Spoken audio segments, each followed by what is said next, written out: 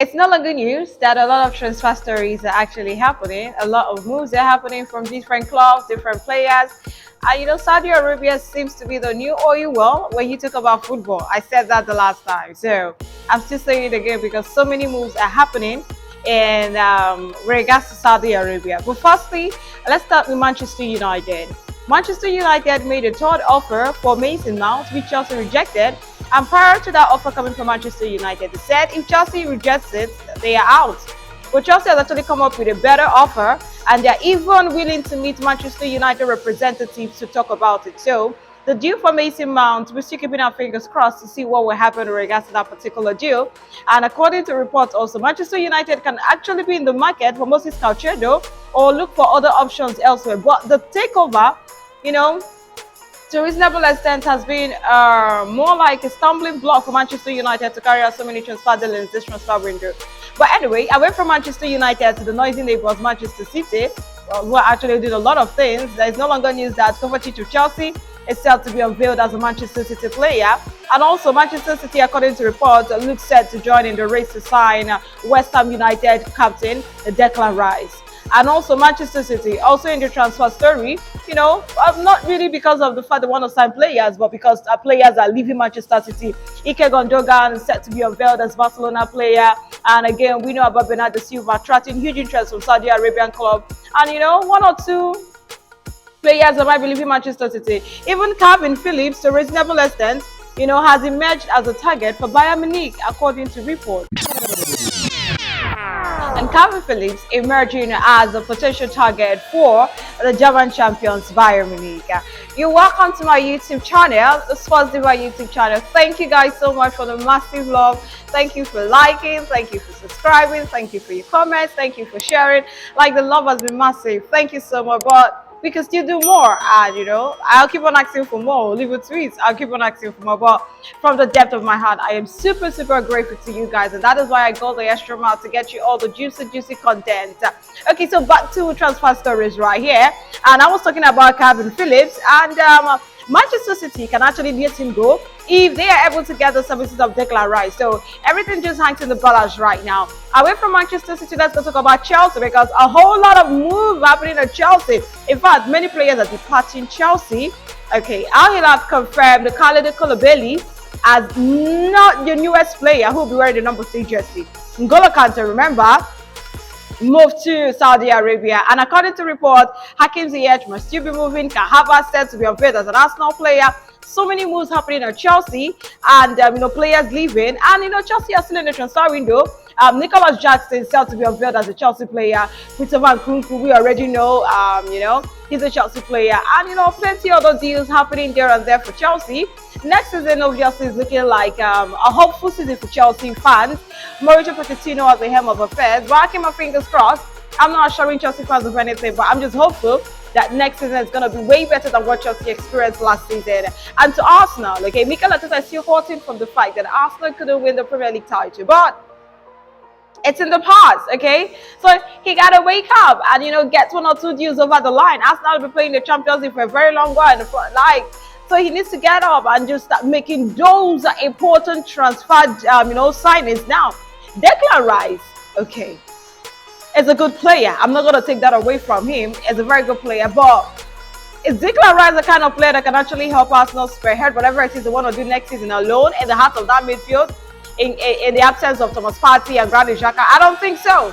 But I think it's a good addition to the team. So Mikel Arteta will definitely have to work on the Declan Rice deal, and also work on getting another player in case Granit Xhaka leaves to Bayer Leverkusen, and Thomas Partey, Juve has been attracting interest from Juve and also Saudi Arabia. So we keep our fingers crossed on that particular deal. And again, Arsenal being linked with, the highest player, it's also a good one for Arsenal, and Kai Havertz, not a bad one for Arsenal also. So let's see what happens for Arsenal. And so many other transfer stories I actually want us to, look at right now. And Joe Bellingham, the brother to Jude Bellingham that moved to Real Madrid, has officially completed a move to Sunderland, okay, on a long-term contract from Birmingham City.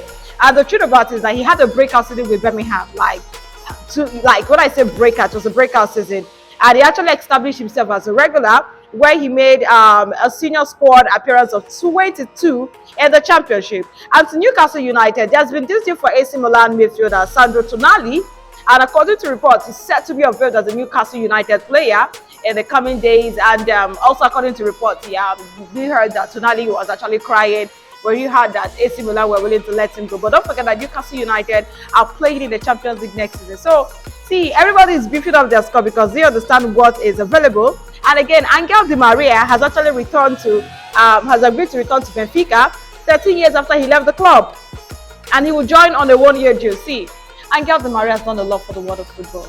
From Real Madrid, down to Juve, Angel Di Maria to Manchester United. Well, it was not really the best of season for Angel Di Maria.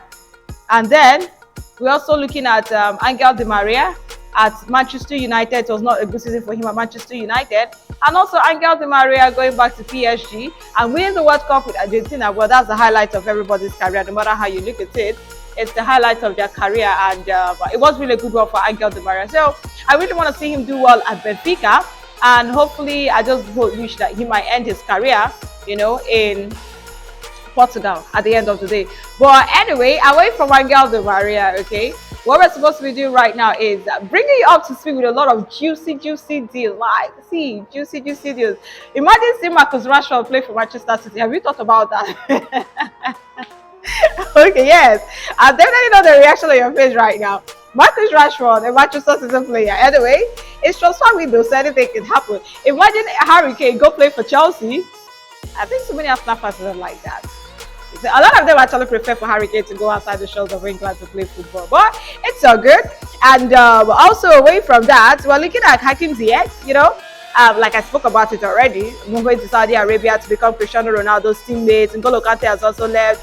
And again, Marcelo Brozovic also going to Al Nassr. And we're also looking at a lot of players. But now let me tell you something about the Saudi Arabia deal, okay? I remember when Cristiano Ronaldo actually went to Saudi Arabia. A lot of persons were actually against it, saying that Cristiano Ronaldo's career is finished. But now you can see the impact of a Cristiano Ronaldo. Now you can see the impact of a Cristiano. See, once you're big, you're big. Like, if you're big, you're big. As in, no two ways about it. It's not just about old players going to Saudi Arabia. Wolverhampton Wanderers captain Neves has joined the Saudi Arabian club. He's just 26. Kalidou Koulibaly is not old. Saudi Arabia. Okay, N'Golo Kante. Okay, let's say for that. But I'm telling you, Hakim Ziyech is not old. According to reports, he's nearing a move to Saudi Arabia. Bernardo Silva, if he moves to Saudi Arabia, is not old. No wonder Jamie Carragher is actually saying that, the authorities need to actually clamp down on what Saudi Arabia is doing. He calls it sports washing. Well, to me, I wouldn't call it sports washing. It's simple. Saudi Arabia using their money to get what they don't have. That's the way I look at it. Golf, the LIV center there. You talk about boxing, it is there. You talk about Formula One, they have a presence there. So they know the importance of football. So they know at this point they don't have it. What do? They use their money to get what they want. And there is never less sense. A lot of persons will get interested in the Saudi Arabian League. All right, as much as I know Messi going to the MLS and again Sergio Busquets following him to the MLS, but it's not yet the kind of attraction the Saudi Arabian clubs are giving. But anyway, all you need to do is just keep following me, you keep listening, and turn on your notification button.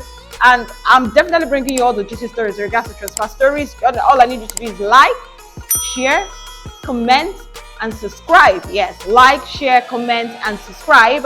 And obviously, I will be dropping the Divas hot picks for you by the end of this week. Okay, but I just need to bring you up to speed with all the latest transfer gist. You understand? Because it's a summer transfer video, so all the latest transfer gist here and there. And again, before I probably go prepare, because I take time to cook the Divas hot pick. Let me just drop this off for you, coming from our local league here, the Nigeria Super 8-minute tournament. Enyimba qualified at the expense of Heartland FC of Owerri. A lot of persons are actually dragging me. Hello, I am from Imo State, so I don't understand. But people expecting me to outrightly just support Enyimba. I was sitting on the fence because Enyimba is a club after my heart. Heartland FC of Owerri is a club after my heart. I love the two of them. But at the end of the day, Enyimba were the better team because they scored the goal. and they are into the main tournament. So congratulations to the People's Elephants. I'm expected to see a whole lot come from them, and also congratulations to other teams that qualify for the mini tournament. And we'll keep our fingers crossed to see what happens in the mini tournament that'll be happening in Lagos. But all the same, congratulations to Heartland FC of Owerri. It was a good fight, but at the end of the day, champions and what champions are made of. That was exactly what Enyimba showed Heartland FC of Owerri. I'll catch you some other time. Thank you very much.